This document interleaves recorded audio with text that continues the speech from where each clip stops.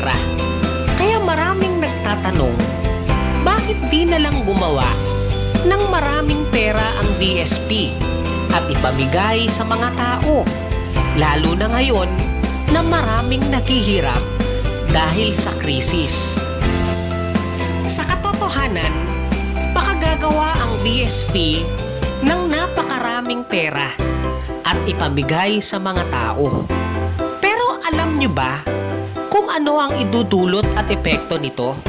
Masisira ang money circulation sa ekonomiya. Dahil kung dadami ang hawak na pera ng tao, ang simpleng bagay, produkto at serbisyo ay tataas din ng sobra. Ang tawag dito ay inflation. Ang inflation ay ang pagtaas ng presyo ng mga bilihin at serbisyo sa ekonomiya.